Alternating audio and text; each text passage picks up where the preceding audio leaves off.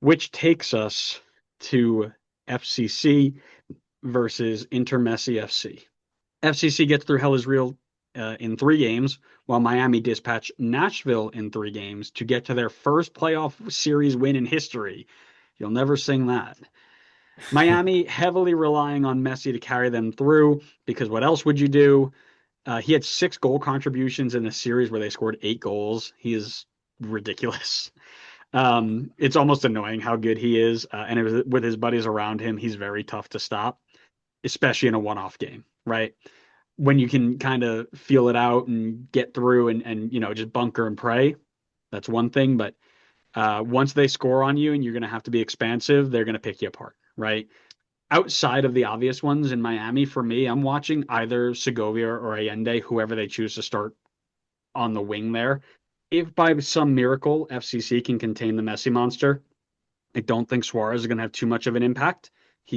I would be, they looked so good without him. If they put him in there, I think it's going to be a problem.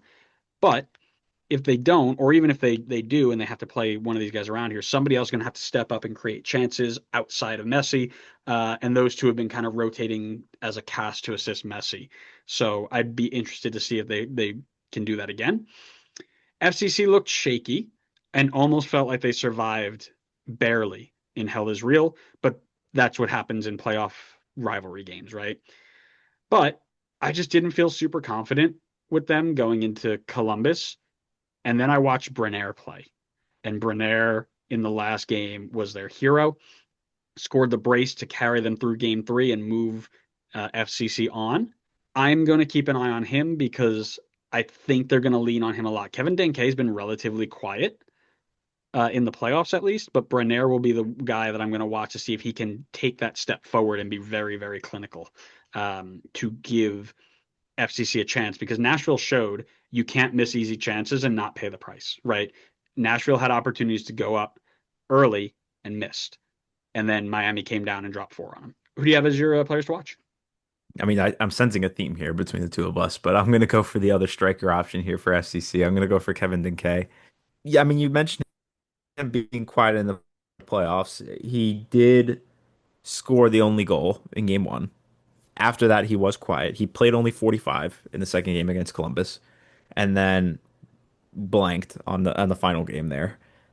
But definitely am interested to see if he can like find some momentum again because he did when he scored that game in the first game of the series between Columbus.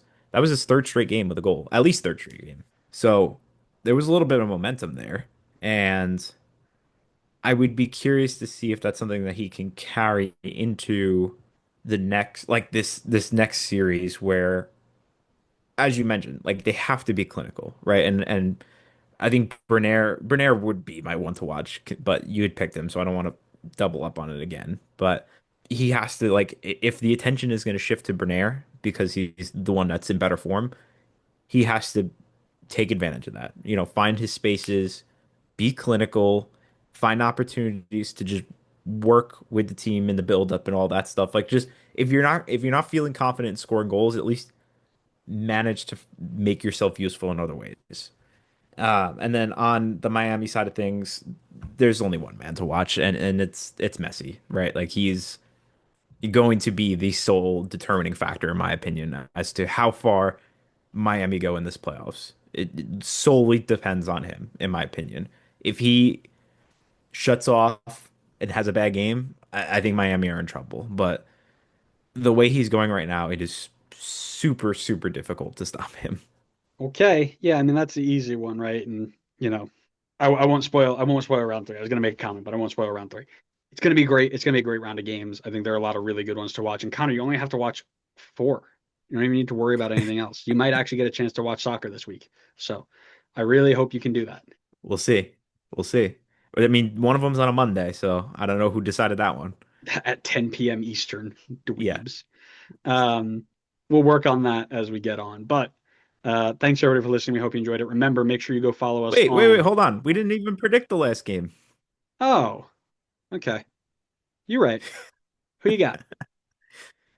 I am gonna go with I'm gonna go with Miami. All right, lame. Uh See, if you're gonna stop me from doing something, at least pick something cool. Listen, In the last 5 games, Messi has 10 goals and 3 assists. That is absurd. That is insane. This man is on another level right now, and there is not a single defender in this league that's going to be able to contain him unless they have him. That's literally the only way you're going to stop him. Matt Miazga will absolutely He run through would. my. He would. You're 100% correct. Um, That'd be so but funny. yeah, there's legit. I don't think there's any defense in the league that can find an answer for. Actually, I don't want to say that for sure, but he is just so impossible to stop right now. And considering that, I don't think FCC are the ones that'll figure it out. I just think he is on too much of a tear right now. He's too red hot. And it doesn't really matter what anybody else on Miami is doing because he will single-handedly carry them if he needs to. So Mhm. I think his momentum is too strong still right now. I think he carries Miami into this conference finals. Yeah, I'm just not sold on FCC. I think Pat Noonan feels like he may have, when we talk about coaches who have done well but aren't going to get the most out of a group, Pat Noonan feels like he's starting to fall into that category, right? And it just doesn't feel like they are primed to get some big win underneath him. Not saying he's a poor coach. It just seems like they might have run his course, right?